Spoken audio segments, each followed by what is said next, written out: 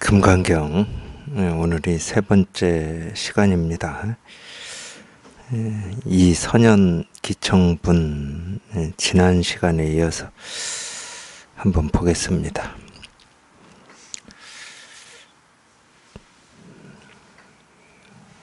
희유하십니다. 세존이시여, 열애께서는 모든 보살을 잘 보살피시고 모든 보살에게 잘 맡기십니다. 아마 여기까지 한 것 같아요. 저희가 여기까지 했고, 오늘은 세존이시여, 착한 남자들과 착한 여인들이 유없는 바르고 평등한 깨달음의 마음을 내면 마땅히 어떻게 그 마음을 머물고 어떻게 그 마음을 항복시켜야 합니까? 그 마음을 머물고 또 그 마음을 항복시켜야 한다. 이게 이제 제가 저번 시간에 또 아마 말씀드린 것 같은데, 금강경은 딱 이 질문에 대한 이 답을 얘기해 놓은 겁니다. 이게 이제 금강경 전체 내용의 주제어예요, 주제. 그 마음을 어떻게 머물고, 여기서 이제 그 마음이라고 하는 것은 유없는 바르고 평등한 깨달음의 마음이라고 하는 건데, 우리가 이제 이거를 실상이라고도 하고 도라고도 하고 부처라고도 하고 본래 면목이라고도 하는 이제 그건데, 이유 없는 바르고 평등한 깨달은 마음이다. 하여튼 이제 이 마음에 이렇게 머문다, 이 말은 하여튼 지금 여기 이렇게 통해서 여기 이거를 벗어나지 않는다는 말이잖아요. 여기 이렇게 통해서 여기 이거를 벗어나지 않는다는 말인데, 이거 이렇게 말로 하면은 뭔가 이렇게 생각할 여지, 소지 같은 게 좀 있어요. 물론 이제 통한다 이 말부터가 좀 생각할 수가 있잖아요. 그러면 통한다 이러면 통하기 전이 있고 통한 뒤가 있고 이런 식으로. 물론 이제 우리가 이 법이라고 하는 거는 통하고 통하지 않고 통하기 전과 통한 뒤가 있을 수가 없어요. 이 법이라고 하는 거는. 계속 말씀드렸지만 우리가 별 망상을 하고 분별을 하고 어떤 경계 속에서 힘들어하고 산다 하더라도 일 아닌 게 없다니까. 물고기가 물을 찾는다고 동서남북 사방 팔방을 돌아다닌다 하더라도 물 아닌 게 없듯이, 서유기에도 그런 말이 나오죠. 손오공이 자기가 신통을 부려가지고 별 군데를 왔다 갔다 하고 다 하는데 그게 부처님 손바닥 아닌 곳이 없었듯이 똑같은 말이거든요. 이 법이라고 하는 것은 생기고 사라지는 것도 아니고 왔다 갔다 하는 것도 아니고 들어갔다 나왔다 하는 것도 아닙니다. 그냥 우리는 그냥 이 자리에서 한 발자국도 벗어날 수가 없어요. 여기에서. 근데 뭐가 있냐면은 우리가 허망한 생각을 집착해 하는 이게 있어요. 이게. 물론 이제 이 분별의 세계에서 살 때는 100%다 허망한 생각을 집착해가지고 그걸 사실이다, 현실이다, 옳다, 그러다 이러고 살죠. 당연히 그러겠죠. 근데 그 분별에서 한번 벗어나는 체험이라고 하는 것은 그 분별이 없는 체험이 아닙니다. 생각이 없고 말이 없는 체험이 아니에요. 반야심경에서 이 부분을 딱 정확하게 그나마 이렇게 좀 가깝게 써놓은 건데, 오온이 공임을 비추어 본다. 그러면 도일체고액이라고 그러죠. 이 모든 번뇌에서 벗어난다 이 말인데, 오, 오온이 없다는 말이 아닙니다. 우리의 생각, 느낌, 감정이 없다는 말이 아니에요. 옳고 그름이 없다는 말이 아니에요. 전부 있는데 그냥 그 있는 모든 것이 텅 비어 있다는 말이야. 이 참 있는 것이 텅 비어 있다는 말, 이게 참 말로 표현하면 다 담아낼 수가 없어요. 제가 최대한 가깝게 표현한 겁니다. 최대한 가깝게 표현했을 뿐이지 말로는 이걸 다 표현할 수 없어요. 있는데 뭐가 텅 비었다는 건가 하고 또 생각으로 갈 수가 있어요. 근데 뭐가 텅 빈 그런 게 있는 게 아니고 그냥 있는 모든 것이 본래 텅 비어 있는 거예요. 근데 이제 우리가 분별할 때는 있는 것이 텅 비어 있다라고 하는 이거는 도대체 실감이 안 되죠. 있는 건 꽉 차 있죠. 어떻게 텅 비어 있어요. 우리가 분별할 때는 그래요. 그러니까 생각, 느낌, 감정에 우리가 왔다 갔다 하는 겁니다. 좀 느낌이나 생각이나 감정이 좋으면 신나하고, 그게 좀 힘이 빠지면 그것 때문에 절망하고, 아픔이나 고통 속에 들어가기도 하고. 근데 온갖 것이 다 있는데 희한하게도 아무 일이 없어. 아무 일 없는 이거를 우리가 텅 비고 깨끗하고 고요하다고 그러는 거거든. 한자로는 적이라고 그래요. 고요하다.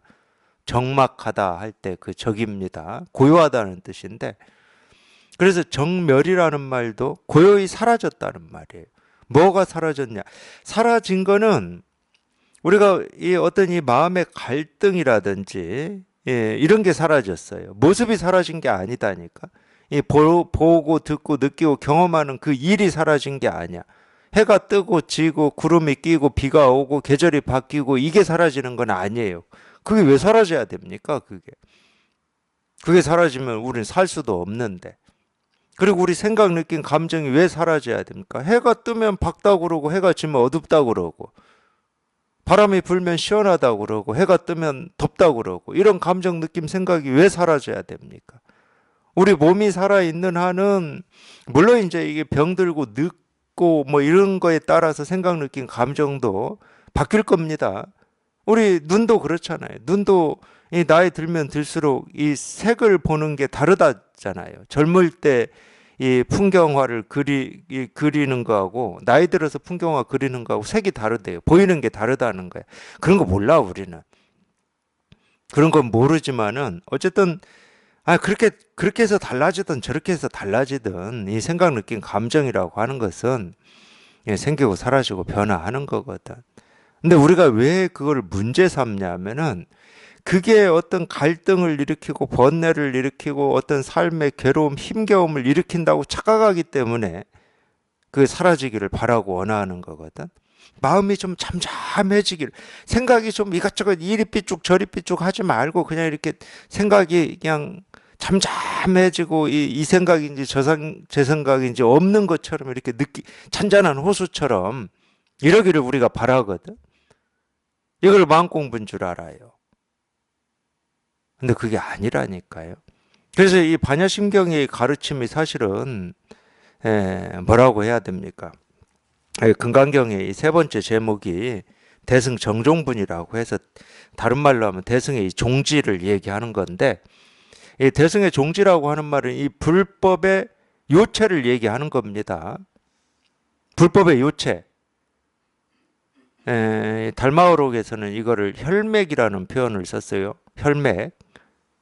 달마 혈맥론이다 이랬어요. 달마 혈맥이라고 하는 건 요체라는 말이에요. 근본이다. 골수다 이 말이에요. 쉽게 말하면.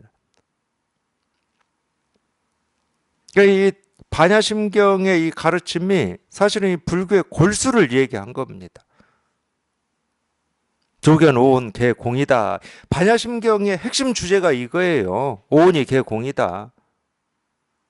그 뒤에 색불이공 공불이색 색즉시공 공즉시색 이건 전부 오온이 개공이다라고 하는 이거를 부차적으로 설명해 놓은 말입니다.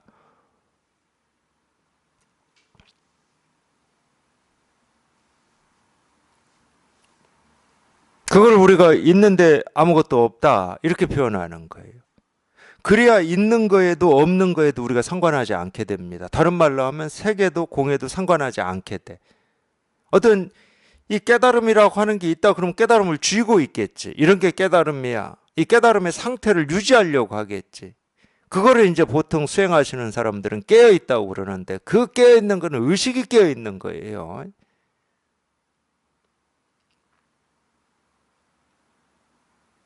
그걸 보통 이제 알아차린다고 그러더라고요. 그게 무슨 알아차림입니까? 알아차리는 것은 볼 수 없는 걸 알아차리는 거지. 분별되지 않는 걸 알아차리는 거예요. 근데 분별되지 않는 건 알아차릴 필요가 없지. 실제로는. 알아차린다고 해서 알아차려질 물건이 아니잖아. 분별이 안 되는 건데 처음부터. 오로지 그냥 통할 뿐이야. 그냥 이렇게밖에 얘기가 안 돼요. 그러니까 어느 스님이 육조 스님을 찾아와서 묻습니다. 오조 홍인대사의 법은 누가 이었습니까? 이랬어요. 그러니까 육조가 뭐라고 그럽니까? 불법을 아는 사람이 이었다 이러거든요. 그러니까 스님도 불법 그 두 번째 질문이. 그러면 스님은 불법을 얻었습니까? 이러거든요. 그러니까 오조가 나는 불법을 모른다 이러거든.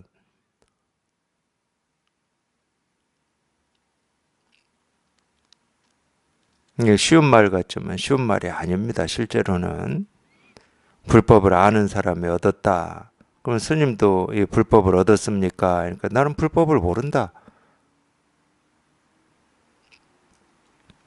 실제로는 아는 게 아무것도 없다니까. 뭘 쥐고 있을 게 없어. 뭐 밝은 것도 없고, 뭐 알아차릴 것도 없어요. 실제로는. 그냥 법은 지 스스로 드러나는 거지. 내가 알아차리냐 알아차리지 못하냐 이거를 따지질 않거든. 그러니까 뭐 뭔가 이 법이라고 하는 걸 알아차리면 엿법한 거고 알아차리지 못하면은 엿법하지 않은 건 반대입니다. 진짜 도를 아는 사람은 도가 뭔지를 몰라요. 도라는 생각도 없어. 뭘 알아차리려고 애쓰는 것도 없어. 애쓰면은 그거는 자기가 어떤 애쓰고 노력한 결과물이지. 이 법은 아니에요. 그러니까 어떻게 유지합니까? 어떻게 머뭅니까? 사실은 머물 뭐가 있으면 그건 유의 없는 바르고 평등한 깨달음이 아니에요. 아무것도 가진 것도 없고 얻은 것도 없고 줄 것도 없고 아는 것도 없는, 그러니까 머물 것도 없고 머물지 않을 것도 없는 이거를 머문다고 그러는 거예요. 유의 없는 이 바르고 평등한 깨달음에 머문다 하는 것은 그거야. 그럼 이게 뭐냐?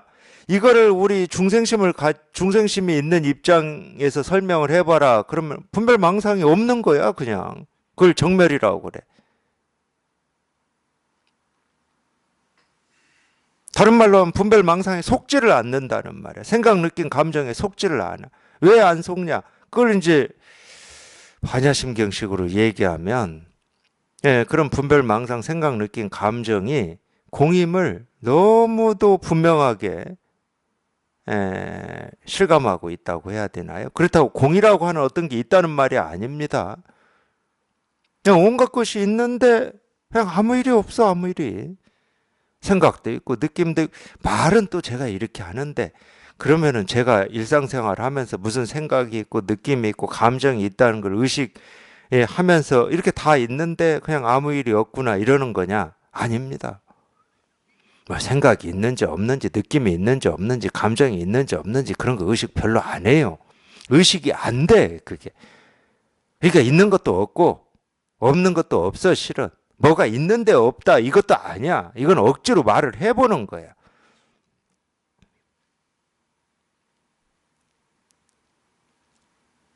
뭐라고 할 게 없다니까. 일상생활에서 뭐라고 할 게 아무것도 없어. 이거는 있지. 배고프면 밥 먹고 목마르면 물 마시고 이거는 있죠. 근데 뭐 색이니 공이니 이런 게 없어요. 뭐 깨달음이니 어리석음이니 이런 게 없어. 근데 무슨 거기에 뭐 알아차림이 있을 거면 분명하고 밝은 어떤 것이 있겠습니까? 아무것도 없어요. 그게 유의 없는 바르고 평등한 깨달음에 머무는 거예요.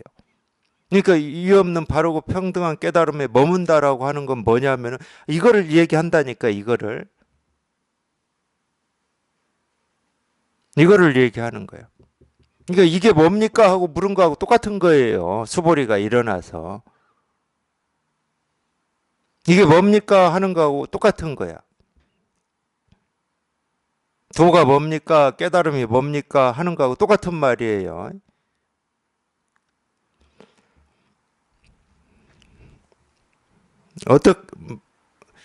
마땅히 어떻게 그 마음을 머물고 어떻게 그 마음을 항복시켜야 합니까? 그러니까 여기서 또 항복시킨다라고 하는 말은 뭐 같은 말인데, 그러니까 유의 없는 바르고 평등한 깨달은 마음이라고 하는 게 있으면 반드시 항복시켜야 돼요. 이 도라고 하는 게 있고 법이라고 하는 게 있고 엿법함이라고 하는 게 있다. 그럼 반드시, 그러니까 이 세간의 이 분별 망상은 말할 것도 없고 그거는 말할 필요도 없습니다. 그것 때문에 우리가 마음 공부하는데 뭐 그걸 항복시키는 거야 뭐 당연한 거예요. 근데 그래도 이제 이 공부를 하는 사람들이 항복시켜야 될 가장 핵심적인 게 뭐냐? 법이라는 생각이에요. 도라는 생각, 깨달음이라는 생각. 사실은 그게 이 공부하는 사람을 괴롭히는 거거든. 아니, 공부하는 사람은 거기에 대한 갈증이 있고 그걸 추구하니까. 세속에서 돈을 추구하는 사람은 뭐가 가장 그 사람을 갈등하게 만들겠습니까? 자기가 추구하는 돈이에요. 권력을 추구하는 사람은 가장 갈등하게 만드는 게 권력이에요. 내가 그 권력을 가질 수 있냐 없냐, 내 경쟁자가 누구냐, 모든 세상을 그 자기가 추구하는 권력을 중심에 놓고 다 판단하고 생각할 거 아닙니까? 돈을 추구하는 사람은 돈을 딱 중심에 놓고 다 판단하는 거겠지. 근데 깨달음을 추구하는 사람은 깨달음을 놓고 전부 판단하는 거지. 이건 깨달음에 맞냐 틀리냐. 먹는 거 하나조차도 이 깨달음에 도움이 되냐 도움이 되지 않냐. 옷 입는 거 하나조차도, 말하는 거 하나조차도 그럴 거 아니에요. 깨달음의 감옥에 갇혀 있는 거지. 뭐 음식, 옷 이런 것이 무슨 깨달음에 방해가 되고 또는 이익이 될 거라고. 음식, 옷은 몸에 좀 이익이 되고 방해가 되는 면은 있죠. 뜨거울 때 겨울옷 입고 다니면은 이 몸은 힘들어 하죠. 음식도 마찬가지죠. 몸에는 당연히 지대한 영향을 미치지만 무슨 깨달음에 그게 무슨 영향을 미치겠습니까? 아무런 영향도 안 미칩니다. 그러니까 거기에 매여 있다고 그러는 거예요. 마음 공부하시는 분들이. 이런 게 이 공부하는 사람의 무슨 행동이고 말이고 이렇다. 뭐 이런 게 이런 데 매여 있어요. 근데 이 불법은 뭐냐? 그게 무엇이든지 자기를 얽어매고 있고 가두고 있는 그 틀, 기준, 생각, 그걸 다 깨 부수는 게 마음 공부입니다. 마음 공부는 아무것도 가지고 있는 게 없어요. 이 마음은. 이유 없는 바르고 평등한 깨달은 마음도 없어. 그러니까 이름이 이유 없는 바르고 평등한 깨달은 마음이지. 이유 없는 바르고 평등한 깨달은 마음이라고 하는 이 말에 부합하는 딱 맞는 어떤 것이 없어. 그래서 우리가 이제 이거를 이렇게 체험하고 공부를 해보면 보통은 그렇게 생각하죠. 분별 망상이 없어질 거다. 뭐 이렇게 생각하는데 큰 착각이에요. 법이라고 하는 게 없어져 버려요. 깨달음이라고 하는 게 없어져 버려요.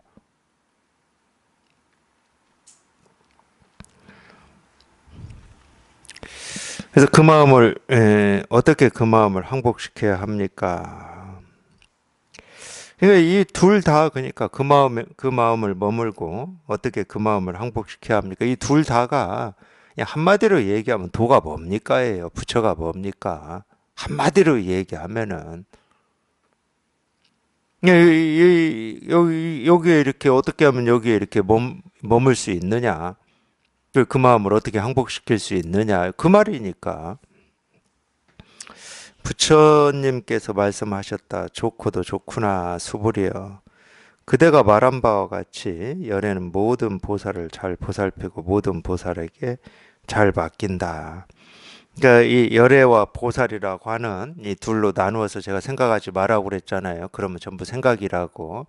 열애가 따로 있고 보살이 따로 있고 또는 우리가 역사 속에 이 고타마 시다르타라고 하는 이 세존이라고 하는 분이 지금 거기에 모여 있는 사람들, 이 보살들, 그 제자들한테 제자들을 잘 보살피고 잘 맡긴다. 이렇게 생각하지 말라고 그랬죠. 그건 국어 공부라고.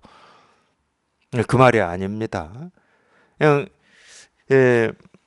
열애는 모든 보살을 잘 보살핀다. 이 말은 열애라고 하는 거는 실제로는 열애나 보살이나 똑같은 건데 똑같은 이건데 굳이 우리가 나누어서 이 얘기를 해야 된다. 그러면 열애는 우리 본래 마음을 얘기하는 거고 잘 보살피는 보살이라고 하는 건 뭐냐면 이 마음의 어떤 이 작용으로 드러난 모습, 소리, 색깔을 얘기하는 겁니다. 만법, 쉽게 말하면 만법, 색.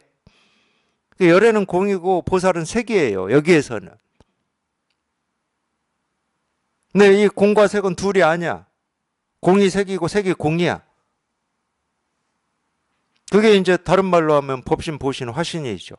이 법신이라고 하는 것은 이 모습 없는 이거를 얘기하는 겁니다. 이 부처예요, 이 부처. 이 부처가 이 사물에 응해서 드러날 때를 우리가 화신이라고 그러고 이 보신이라고 그러죠. 사물에 응해서 드러날 때. 이 사물에 응해서 드러난다는 것은 다른 말로 하면 인연 따라서 드러날 때는 모습으로도 드러나고 색깔로도 드러나고 소리로도 드러나죠. 그걸 철학에서는 작용이라고 해요. 작용. 불교에서도 그런 말 쓰죠. 체용할 때. 체는 본체고 용은 이런 쓰임, 작용을 얘기하는 겁니다. 근데 알고 보면 우리가 분별하는 것도 이 분별되지 않는, 분별할 수 없는 이 모습일 뿐이야. 그러니까 물과 물결을 얘기하는 거예요. 비유로. 드러난 모습으로만 보면 물결이죠. 근데 그 물결 모습 하나하나가 다 물입니다. 그러니까 물과 물결은 둘이 될 수가 없는 거지. 항상 물은 물결로 자기를 드러내죠. 항상 물은 물결로 자기를 드러냅니다. 뭐 바닷물로, 강물로, 시냇물로 각각의 모습으로 자기를 드러내요. 물은. 그것처럼 우리 본래 마음, 모습 없는 본래 마음이라고 하는 것은 그냥 우리가 말하는 이런 모습, 소리, 색깔, 사물 하나하나로 자기를 이렇게 드러내는 거죠. 그래서 이 바탕이라고 하는 것과 이 분별되는 모습, 소리, 색깔이라고 하는 것은 둘이 될 수가 없는 거예요. 본래부터, 처음부터 그러는 겁니다. 물을 떠난 물결은 있을 수가 없죠. 물을 떠난 물결은 있을 수가 없습니다. 근데 우리는 그렇게 생각을 안 하죠. 착각을 해버립니다. 내 눈에 보이고 들리고 경험되는 이런 하나하나는 실체가 있다고 느껴요. 사실이다, 진실이다. 이렇게 느껴요. 그러니까 그걸 붙들고 씨름하는 겁니다.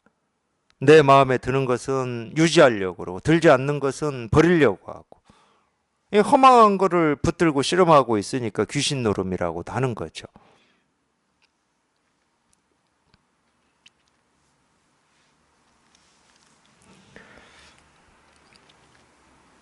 그러니까 열애는 모든 보살을 잘 보살피고 보살피지 않고 할 게 사실은 없어.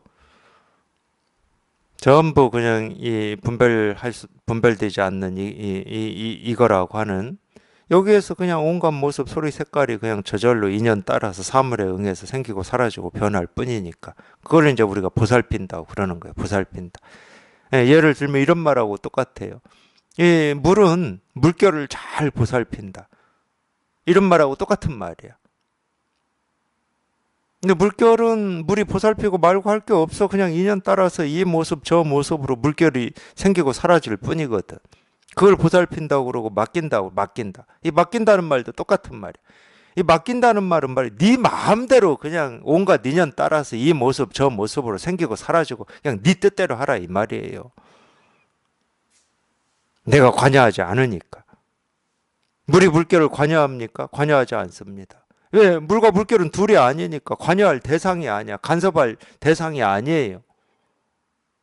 물이 움직여서 드러나는 걸 물결이라고 그러는 거야. 근데 물은 날이면 날마다 움직여요. 물은 고정되어 있지 않습니다. 딱 멈춰 있질 않아요. 그래서 우리가 이 마음이라고 하는 걸 살아있다고 그러는 겁니다. 이 세계가 죽어 있습니까? 이 세계가 멈춰 있습니까? 안 멈춰 있잖아요. 그래서 마음이 살아있다고 그러는 겁니다. 마음은 이렇게 생생하게 살아있는 거예요. 마음은 절대 고정된 어떤 틀이나 형식이나 내용으로 정해져 있질 않아요. 온갖 모습, 소리, 색깔로 자기를 끊어짐 없이 드러낼 뿐인 거지.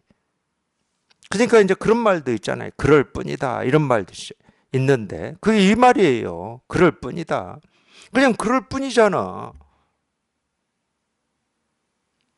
이 모습이라고 해서 특별하고 저 모습이라고 해서 평범한 게 아니고 이 모습이든 저 모습이든 마음이 계속 살아서 움직일 뿐이라니까. 이게 법의 흐름에 들어간다 이 말이기도 합니다. 선사들이 이런 표현을 썼어요. 흐름에 들어가야 된다고. 근데 이 법을 찾고 깨달음을 구하는 사람은 이 깨달은 법이라고 하는 것을 고정시키고 싶어 해요. 그게 답이라고 하는 거예요. 답. 답은 다 고정되어 있는 거지. 우리 시험 볼 때도 그러잖아요. 질문이 있고 이 1, 2, 3, 4, 5 있어가지고 답이 3번이다 그러면 3번으로 딱 고정되어 있어요. 그 답 위에는 답이 아닌 거야. 근데 우리 마음은 그렇지가 않아요. 예를 들어서 시험지다 그러면 1, 2, 3, 4, 5번이 있잖아요. 그러니까 인연 따라서 1번이기도 하고 2번이기도 하고 3번이기도 하고 4번이기도 하고 5번이기도 하고 이렇게 우리 이 마음은 그렇게 자기를 드러내요. 그러니까 여기는 옳고 그름이 없는 거야.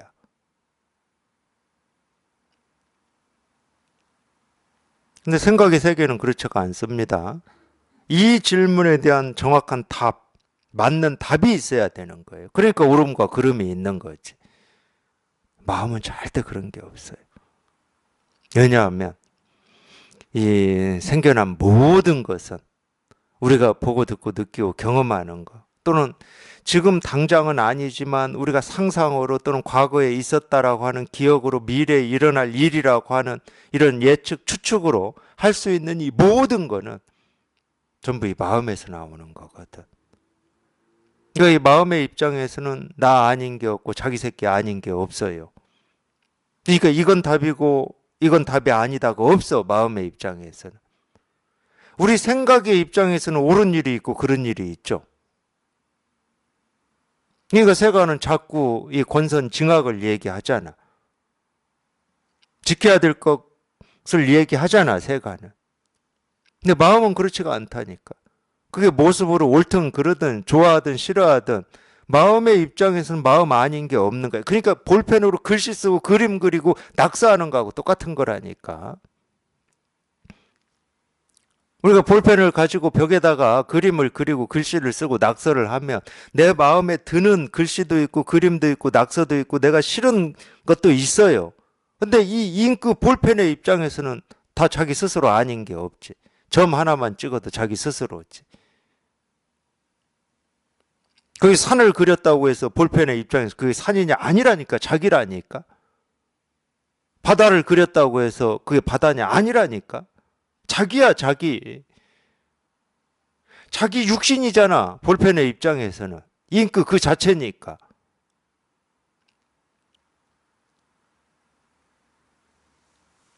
그러니까 열애가 따로 있고 보살이 따로 있질 않아요.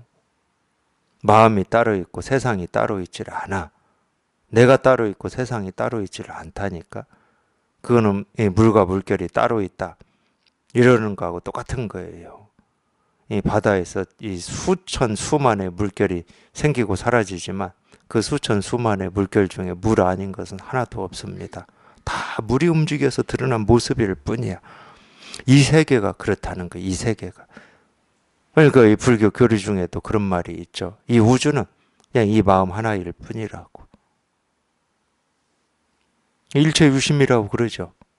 그냥 이 우주는 그냥 이 마음 하나일 뿐이라고. 이 마음 하나가 움직여서 이 역사 저 역사 인간의 뭐 온갖 삶 이게 다 그냥 이렇게 생기고 사라지고 변화하는 것 뿐이거든.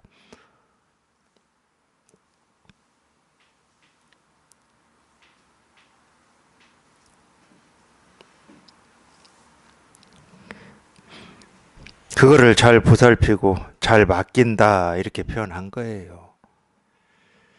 그대는 이제 잘 들어라. 그대에게 말해 주겠노라. 착한 남자들과 착한 여인들이 유해 없는 바르고 평등한 깨달음의 마음을 내면 마땅히 그 마음을 이와 같이 머물고 이와 같이 항복시켜야 한다. 수보리가 말했다. 이에 세존이시여 기꺼이 듣기를 바라옵니다. 3대승 정종분입니다. 대승 정종, 이 정은 바를 정자고 종은 근본 종자예요. 우리가 종지라고 할 때도 종지는 이제 근본의 가르침을 종지라고 그러는 겁니다. 아까 제가 얘기했던 혈맥이에요. 혈맥. 이 달마는 이조해가한테 이조해가를 인가할 때 골수를 얻었다고 그러죠. 이 골수라고 하는 게 이 정종입니다. 종지다 이 말이에요. 뼈나 뭐 피부나 살 이거는 우리가 혈맥이 아니죠. 그거는 혈맥으로 유지는 되고 있죠. 그러니까 이 골수라고 하는 거하고 똑같은 겁니다. 예, 불교의 요체다. 예, 뭐 종지다. 뭐 이런 말이에요. 이 대승의 바른 가르침, 대승의 이 종지. 예. 가장 중요한 부분이잖아요. 그러니까 수보리의 질문 자체가 이 대승의 종지가 뭡니까? 이 불교의 요체가 뭡니까? 하고 물은 거라고 제가 그랬잖아요. 예, 부처님께서 수보리에게 말씀하셨다. 그러니까 앞에서도 사실은 전부 이 불법의 어떤 요체, 종지, 골수를 다 얘기를 했지만은 앞에서 못 알아들었다 하더라도 지금 이 대승 정종분에서 비로소 알아들으면 되는 겁니다. 그래서 이렇게 시설을 해놓은 거예요. 대승 정종분이다 해가지고 시설을 해놓은 거거든요. 제가 금강경 시작할 때부터 이 제목에서부터 이거 하나만 얘기했습니다. 일체의 우리 생각을 다 배격을 해버리고 이 말이 어떻게 설명이 되고 어떤 이 문자가 나왔다 하더라도 저 일체 다 배격을 했어요. 열애다 한다고 해서 2500년 전에 인도에서 태어난 고타마 시타르타 이렇게 생각하지 말라고 일체를 다 배격해 버렸습니다. 이거 하나만을 계속 가르쳐 드리고 있어요. 금강경 시작부터 지금까지. 근데 앞에서 이게 이렇게 실감이 안 됐다 하더라도 뭐 상관은 없어요. 또 우리 이렇게 시설을 해놨거든. 대승 정종분이다 해서 세존의 입에서 대승의 가르침, 대승불교가 뭐냐 또는 불교의 요체가 뭐냐 이게 이제 딱 나오는 거니까 부처님께서 수보리에게 말씀하셨다. 모든 보살들은 마땅히 이렇게 그 마음을 항복시켜야 한다. 존재하는 모든 중생들 난생이든 태생이든 습생이든 화생이든 육체가 있든 육체가 없든 생각이 있든 생각이 없든 생각이 있는 것도 아니든 생각이 없는 것도 아니든 그러니까 이 모든 중생들을 나는 모두 남김없는 열반에 들어가게 하여 사라지게 한다. 이렇게 헤아릴 수 없고 끝이 없는 중생들을 사라지게 했지만 사라진 중생은 진실로 없다. 무슨 까닭인가 수보리야. 만약 보살이 나라는 생각, 사람이라는 생각, 중생이라는 생각, 목숨이라는 생각이 있으면 보살이 아니기 때문이니라. 제가 이 금강경으로 이렇게 법회를 할 때마다 제 경험 중에 하나를 얘기를 해드리는데 첫 번째 수보리가 이 세존한테 질문한 거 있잖아요. 이유 없는 이 바르고 평등한 깨달음 마음을 어떻게 머물고 어떻게 항복시켜야 됩니까? 이 질문을 들었을 때는 제가 이제 뭐 수행하거나 수행하기 전에 어떤 이 책을 통해서나 어떤 이 깨달음에 관심을 가지고 있을 때 이 수보리의 질문에 눈이 번쩍 뜨였어요. 어떻게 하면 깨달을 수 있을까? 이거를 묻는 것 같아. 나도 깨닫고 싶거든. 이게 지금 내 삶의 1번은 아니지만 뭐 20대 때 이게 1번이기는 쉽지 않잖아요. 물론 이제 특이하게 그런 사람이 정말로 묘하게 그런 사람이 있긴 있어요. 20대 때인데도 20대인데도 이 깨달음이라고 하는 게 자기 삶에서 1번인 사람들이 있어. 그게 드물죠. 굉장히 드뭅니다. 예. 근데 어쨌든 지금까지 이 공부에 이렇게 뜻을 잃지 않고 공부를 하시는 분들은 갑자기 뭐 40대, 50대 때 갑자기 뭐 이런 뜻이 생긴 분들은 아닐 겁니다. 뭐 그런 분들도 있을 수는 있어요. 20대 때 이 깨달음이 자기 삶의 1번인 사람이 드물게 있듯이. 근데 대개는 20대 때, 뭐 10대는 제가 모르겠고 20대 때부터 어쨌든 이런 거에 좀 관심이 있는 사람들이에요. 어떤 이 마음이라든지 마음 공부라든지 깨달음이라든지 이 발음이라든지 이런 게 관심이 있는 분들이야. 관심은 있지만 이게 1번이 아니니까 이거는 잠시 조금 이렇게 밀어놓고 20대 때는 이제 주로 그러죠. 20대 때는 이건 이제 밀어놓고 자기가 1번이나 2번으로 관심을 가지고 있는 뭐 그런 일들을 막 하죠. 하고 살죠. 그랬던 것 같아요. 저만 해도. 그리고 너는 좀 잠시 기다려 이랬던 것 같아요. 그런데도 문득 어떤 이 깨달음이라는 말이 뭐 예를 들어서 뭐 TV나 어디에서 나오거나 또는 이 책 제목에서 보면은 자기도 모르게 관심이 가. 저게 뭐지? 또 어떤 얘기를 하지? 아마 그럴 때 이 금강경에서 이 수보리의 이 질문을 언젠지는 제가 모르겠지만 눈에 확 들어왔던 것 같아요. 왜냐하면 이 제일 편한 건 뭐냐면은 어떻게 하면 깨달을 수 있을까? 이게 아주 쉬운 답이 있으면 그 쉬운 방법으로 해서 곧장 깨닫고 싶으니까 그냥 사과나무 밑에 그냥 입 벌리고 앉아서 사과 떨어지면 그냥 입속으로 쏙 들어오기만 하면 그런 심리가 좀 있거든. 그러니까 그때는 항상 어떻게 초점이 맞춰져 있어요. 좀 쉬운 방법. 깨닫고는 싶으니까. 좀 간단한 방법. 나도 할 수 있는 거. 그리고 내 처지나 내 환경에 좀 맞춤형인 거. 이쪽에 초점이 맞춰져 있어요. 그래가지고 어떻게라는 말이 나올 줄 알고 그러면 세조는 어떻게 답했나? 어떻게 하라는 말인가 하고 이걸 이제 읽겠죠. 당연히 읽겠지. 읽는데 갑자기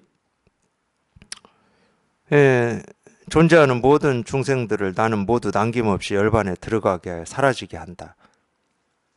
이게 이제 다른 말로 하면은 모든 중생들을 무여열반에 들어가게 해서 그냥 멸도시켜 버린다 이 말이거든. 그러니까 하나만한 얘기를 하는 것 같으니까 갑자기 기운이 쭉 빠져버렸어요. 수보리 질문은 눈에 번쩍 띄었는데 하나만한 얘기를 하고 있잖아. 모든 중생들을 그냥 남김없이 그냥 다 열반에 들게 해가지고 멸도시켜 버린다는 거야. 그러니까 그걸 어떻게 하냐고. 그 어떻게를 안 가르쳐 줘. 그래 놓고 까닭이 무엇인가 하고 이제 나오거든. 그래, 도대체 그럼 뭐야 이게 하고 이제 여기까지는 읽어요. 까닭이 무엇인가. 그래, 뭔가 이 얘기를 해주겠지. 근데 이 보살이 나라는 생각, 사람이라는 생각, 중생이라는 생각, 이 목숨이라는 생각이 있으면 보살이 아니기 때문이다. 이래. 도대체 이 질문하고 이 답하고 이게 앞뒤가 맞는 건지, 나보고 어떻게 하라는 건지 도대체 알 수가 없었어요. 그러니까 금강경 딱 놓아버리죠. 이제 몰라 이제 이거는 어떻게가 안 나왔는데 뭐 숨을 들이쉬고 내쉬라고 하는 건지, 뭐 숨 들이쉬고 내쉬는 걸 관찰하라고 하는 건지, 아니면은 다리를 꼬고 앉아서 생각을 내려놓으라고 하는 건지, 뭐 이런 말을 안 해주고 하나만한 모든 중생들을 그냥 일시에 다 멸도시켜 버린다. 나도 멸도시키고 싶죠. 모든 중생들을 일시에 다 멸도시키는 걸 도노라고 하는 거니까. 나도 그 도노라고 하는 깨달음에 도달하고 싶어서 그 질문에 눈이 번쩍 뜨여서 읽어보는 거라니까. 근데 모든 중생들을 다 멸도시키는 게 도노라는 거예요. 그게 깨달음이라는 거야. 그거 말고는 다른 얘기 안 해줘요. 금강경 어디를 읽어보세요. 어떻게 하라는 말이 나오나. 반야심경을 읽어보세요. 어떻게 하라는 말이 나오나. 그러니까 놓아버리는 겁니다. 놓든지 또 이 잘못된 분들한테 듣기를 잘못 들어가지고 잘못된 가르침을 접해가지고 반야심경을 뭐 하루에 또는 금강경을 하루에 아침 저녁으로 몇 번씩 읽거나 뭐 또 사경을 하거나 이렇게 하라는 말이다. 이렇게 알아듣고 그걸 열심히 하시는 분들이 있어. 반야심경이나 금강경에는 그런 말 없어요.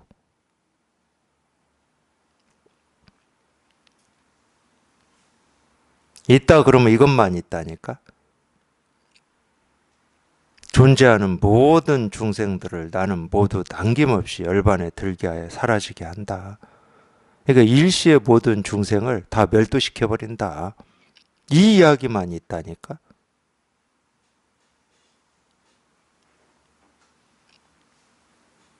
이게 대승 정종입니다.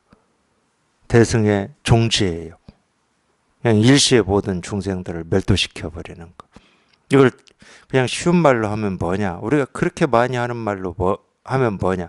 그냥 모든 분별과 망상에서 벗어나는 거. 분별과 망상에서 벗어나는 거. 그게 모든 중생을 일시에 멸도시키는 거예요.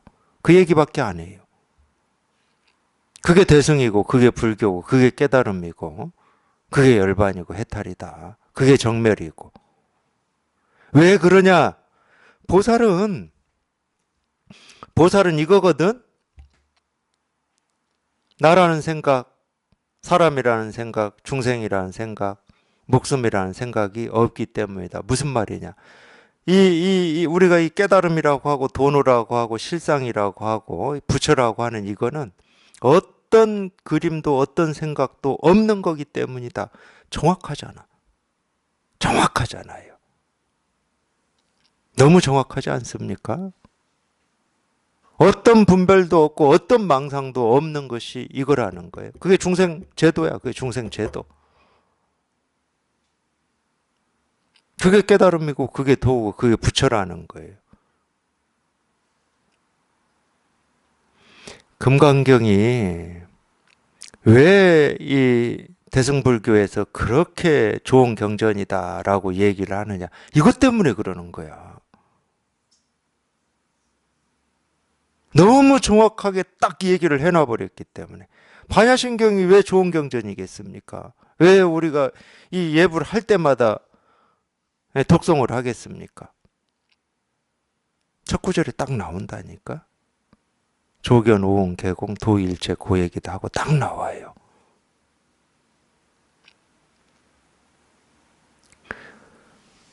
조견, 오응, 개공이라고 하는 게 여기에서 얘기하는 존재하는 모든 중생들을 나는 모두 남김없이 열반에 들어가게 하는 거잖아요.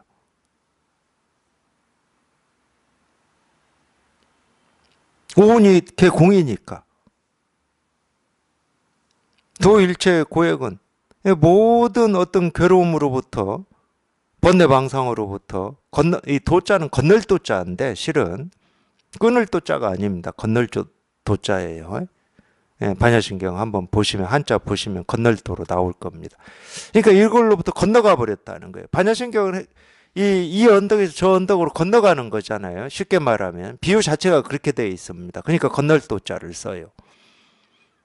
그러니까 모든 이 분별망상으로부터 벗어나 버렸다는 거예요. 분별망상으로부터 벗어난 거를 다른 말로 하면 뭐라고 그럽니까? 여기서는 사라지게 한다.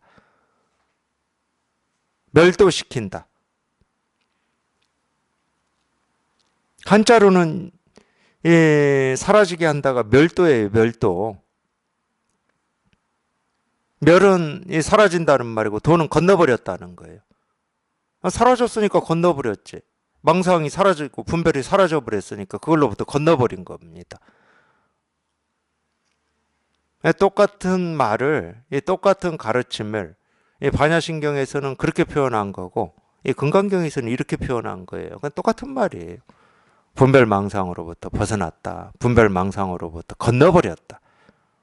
그거를 무여열반이라고 그러는 거예요. 멸도라고도 하고. 그러니까 정멸이나 해탈이라는 말은 똑같은 말입니다. 열반이라는 말이나 열반이라는 말이 이 뜻으로는 정멸이에요. 정멸. 해탈은 풀어져서 벗어났다는 말이고 정멸은 고요히 사라져 버렸다는 말이에요.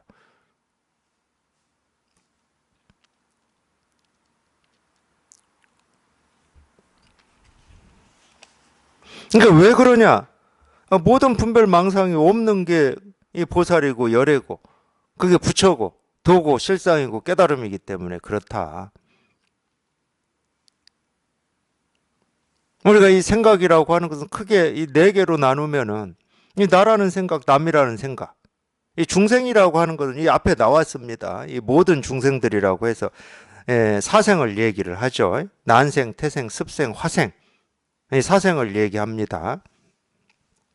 그리고 육체가 있든 육체가 없든, 그러니까 이 중생이라고 하는 것은, 이 중생상이라고 하는 것은 굳이 얘기하면은 이게 어떤 방식으로 태어났느냐가 기준이에요. 그리고 또 하나는 육체가 있든 없든 이라고 하는 거니까 살아있음과 살아있지 않음. 아까 제가 이제 그런 얘기도 했죠. 살아있음과 살아있지 않음이라고 하는 기준으로 또 나눈다고. 그러니까 이 중생상이라고 하는 건 이런 걸 중생상이라고 여기에 딱 써놓은 거예요. 어떤 방식으로 태어났냐. 알로 태어났냐. 태로 태어났냐. 이 습생이라고 하는 건 참, 이 습은 우리가 말 그대로 뭐 습제할 때 그 습인데, 이 태어나는 방식에 따라서, 생겨나는 방식에 따라서 이 난생, 태생, 습생, 화생 이렇게 나왔는데, 참 이렇게 나눈 게 어떤 방식으로 이렇게 해서 나눴는지 저는 잘 모르겠어요. 이 사생이라고 하는 거는 정확히 모릅니다. 저는 잘 모르겠어. 당연히 이 화라고 하는 것은 불 아닙니다. 변화할 때 화자예요. 변화했다 이거예요. 변화했다.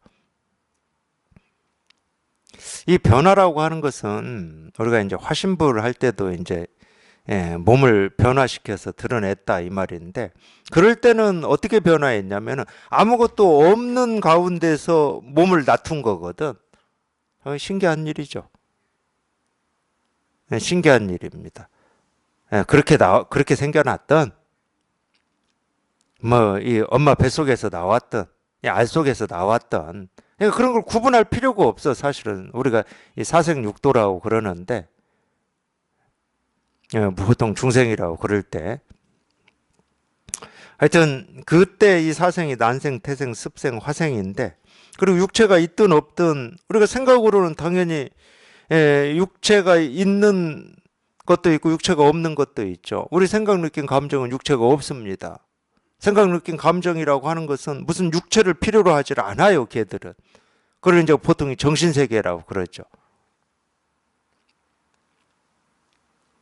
우리가 이 불교에서 얘기하는 삼계로 얘기하면, 욕계라고 하는 것과 무색계라고 하는 것은 육체가 없습니다. 이 색계가 이 육체가 있는 거죠. 색계. 욕계, 색계, 무색계가 삼계거든요.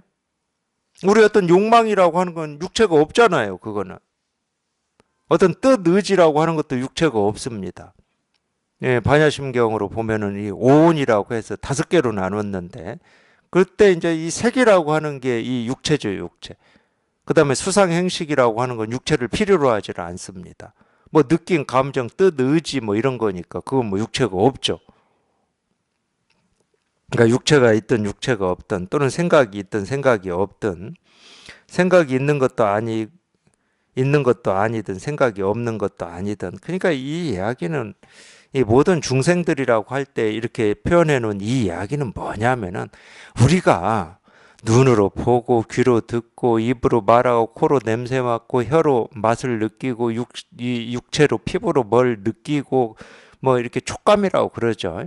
또는 우리 이 의식으로, 생각으로 온갖 뭐 앞뒤를 생각하고 미래, 현재, 과거를 생각하고 우주를 생각하고 우주 밖을 생각하고, 이 할 수 있는 이 모든 것을 중생이라고 그러는 거예요.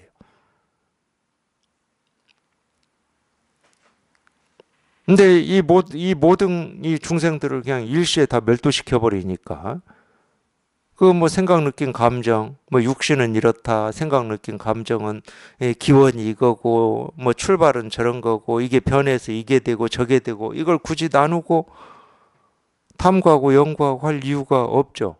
왜냐하면 다 멸도시켜야 될 대상이니까. 그래서 이 불교에서는 육신과 의식, 육신과 마음을 나누어서 얘기를 할 이유를 못 느껴요. 그걸 마음이라고 하든 육신이라고 하든 다 생각이니까. 그 생각에서 벗어나는 게 깨달음이고 실상이고 도니까. 불교는 그걸 가르치니까.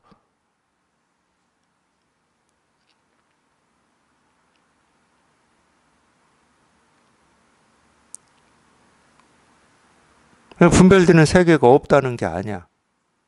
결국은 이 분별되는 세계는 전부 그냥 이 하나의 이 일이라는 거야, 이 일. 이거라는 거야. 이거기 때문에 분별되는 세계가 이렇다 저렇다, 이유가 뭐다, 인과다 뭐다 할 이유를 못 느껴. 이게 이렇게 분명하면은. 자기 눈앞에 벌어지고 경험되는 일이 왜 그럴까? 출발이 뭘까? 시작이 뭘까? 기원이 뭘까? 이런 생각이 없어. 그 생각이 다 조복돼 버렸으니까.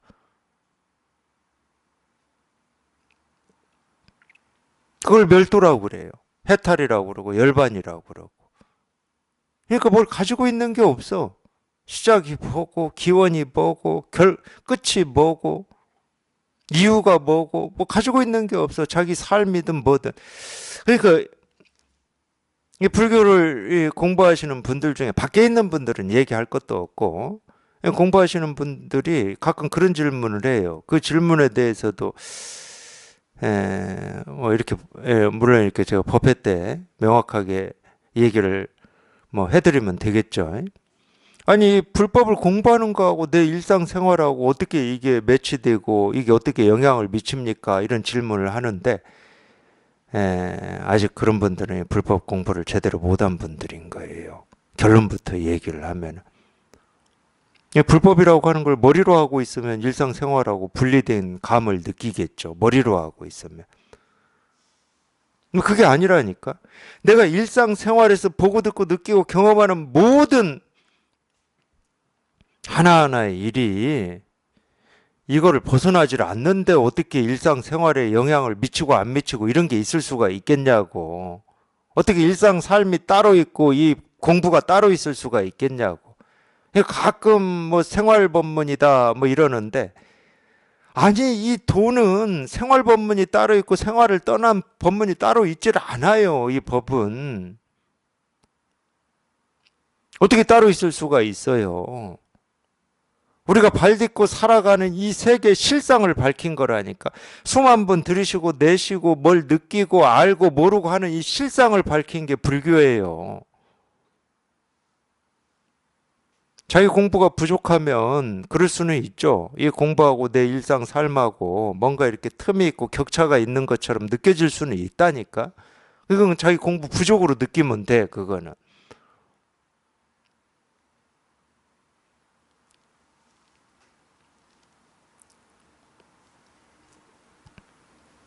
당연히 이게 이렇게 분명하면 내 일상의 삶은 내가 어찌 하지 않아도 그냥 저절로 가지런해지게 돼 있어요. 그러니까 일상의 삶 따로 생각하고 이 공부 따로 생각하고 할 이유를 못 느껴. 하나도.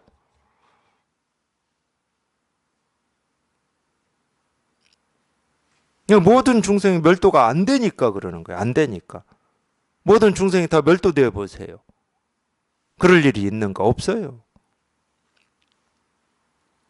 그냥 내가 보고 듣고 느끼고 경험하며 사는 세계 그대로가 그냥 부처의 세계야. 그냥. 그대로가 법의 세계라니까. 두 세계가 있질 않아. 뭐 공부해서 이루어야 되는 세계와 뭐 일상의 세계가 있질 않아요. 중생들이 살아가는 이 세계 그대로가 법의 세계고 부처의 세계예요. 정토라고 정토. 뭐 이런 얘기는 교리에서도 수도 없이 합니다. 그러니까 따로 생활법문을 해야 될 이유가 없다니까. 이건 이렇게 해야 되고 저건 저렇게 해야 되고. 참 저는 마음 공부를 하는 분들이 이 가르치는 사람의 어떤 이 말을 듣고 자기 생활을 조절하고 제어한다. 이거는 말이 안 되는 거예요. 그거는 말이 안 되는 거예요. 그거는 세간에서나 하는 거지. 이 출세간법을 공부하는 사람은 아니 자기 마음을 공부하는 거라니까. 자기 마음을. 그래서 자기가 자기 마음을 밝혀서 이 마음으로 살아가는 거지. 누가 하라 마라 해서 살아가는 그거는 공부가 아니지. 생활을 이렇게 하라 저렇게 방편으로는 우리가 얘기할 수가 있어요. 왜냐하면은 공부에 도움되지 않고 장애되는 어떤 이 모습이나 그런 태도가 조복이 안 되는 경우가 있어. 그런 때는 방편으로 얘기를 합니다. 그건 태도를 바꾸라는 말이 아니에요. 생활 방식을 바꾸라는 말이 아니야. 그게 자기가 마음을 밝히는 공부에 장애가 되기 때문에 그는 계속 분별 망상만 하고 있기 때문에 그러는 거야. 그래서 이 선에서는 그런 표현을 쓰잖아요. 이 사자 새끼 키운다고. 그게 이 대자유인 겁니다. 자기 마음을 밝혀서 자유자재로 사는 거예요. 누가 하라 마라 이게 옳다 그러다 엿법하다 엿법하지 않다 이런 걸 기준 삼아서 공부한다는 건 여전히 또 상을 가지고 하는 거기 때문에 나라는 생각, 사람이라는 생각, 중생이라는 생각, 목숨이라는 생각, 아상, 인상, 중생상, 수자상에서 벗어나지를 못한 거죠. 알고 보면 우리가 이 대승정종이다 또는 이 불교의 요체다 이 불교의 어떤 이 골수다라고 하는 게 그런 측면에서는 그런 측면에서 보면 굉장히 험난하고 날카롭습니다. 그런 측면에서 보면은. 사실은 우리가 본래 갖추고 있는 거고 이 세상이 저절로 힘없이 드러내는 거니까 아무것도 아니야. 근데 평생을 분별하고 망상한 입장에서는 이 대승의 이 요체, 이 깨달음, 이 실상이라고 하는 게 참 만만치가 않아요. 정말로 이렇게 수만 번 들이쉬고 내쉬면은 그냥 곧장 이 분별 속으로 떨어져 버리기 때문에 만만치가 않습니다. 그래서 옛날 선사들도 그런 말씀 하신 거예요. 이 공부라고 하는 것은 외나무 다리를 건너가는 것과 같다.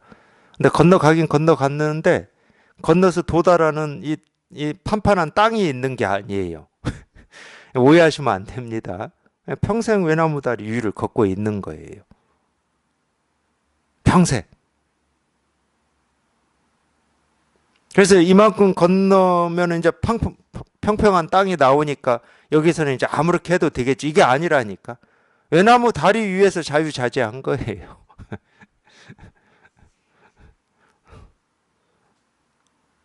그러니까 이 분별망상하는 입장에서는 이게 만만하지가 않죠.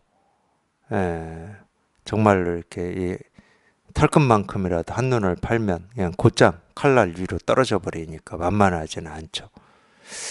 그럼에도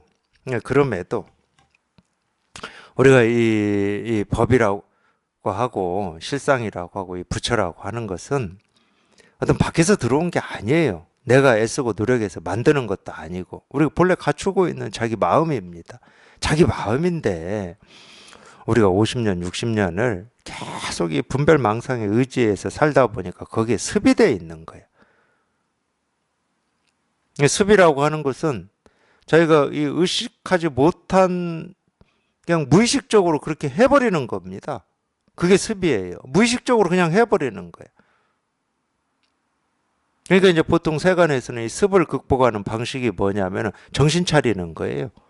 그걸 기억하고 있는 겁니다. 내가 이렇게 하면 안 된다 이걸 기억하고 있는 거예요. 우리 그러잖아요.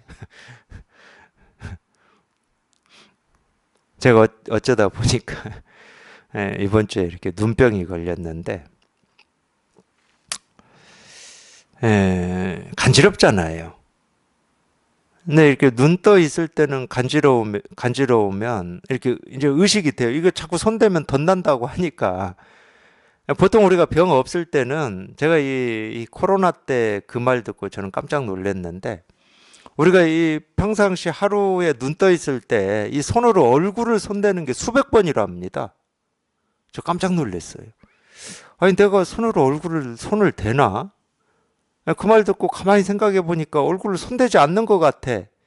근데 그 말을 듣고 나중에 이제 그걸 의식을 해봤어요. 정말 손대나 안 되나 했더니 나도 모르게 손 대는 때가 여러 번이 있더라고. 수백 번인지는 모르겠어. 근데 이 손을 안 대려면 어떻게 해야 됩니까? 이렇게 아파가지고 손 대면 덧난다 이러면은 이제 의식이 돼요. 머릿속에 딱 박혀 그게. 그래서 간지러워도 평상시에 손 댈 거 안 됩니다. 안 돼요. 근데 어느 때 힘드냐면 잘 때 힘들어. 잘 때 힘들어요. 이번에도 그랬어요. 잘 때. 얘가 막 간질간질하고 막 그래요. 그러니까 손이 여기까지 갔어. 잠결에. 갔는데 그 잠결에도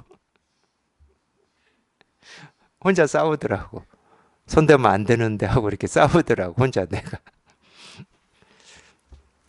그거를 우리가 의식한다고 그래요. 의식한다.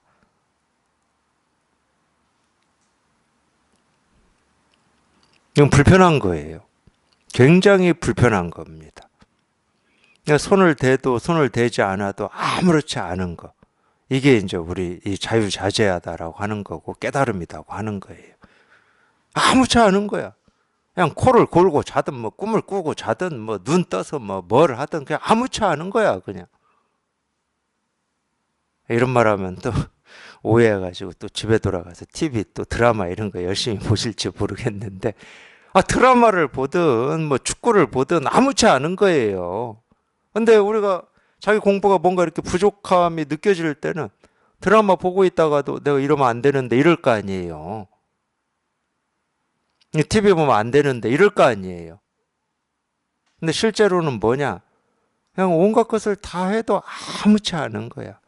그게 무슨 도가 있는 것도 아니고 엽법함이 있는 것도 아니고 마음에 걸림이 없어. 걸림이 뭐래도.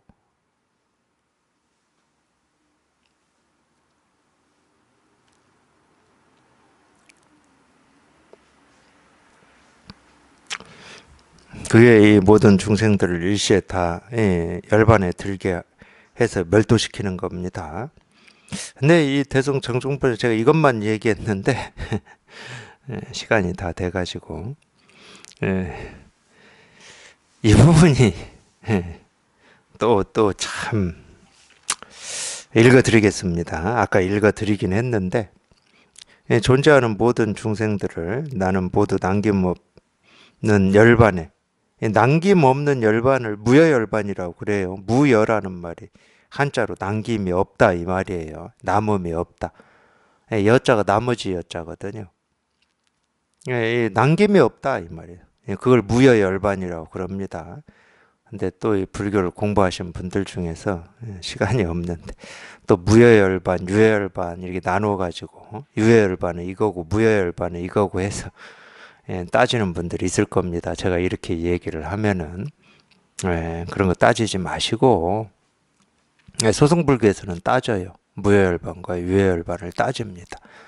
소승불교에서 그렇게 따지니까 또 모르겠어요. 우리나라에서 불교 공부하시는 분들도 따지시는지는 모르겠지만 이 남김없는 열반, 이게 한자로는 무여열반이에요.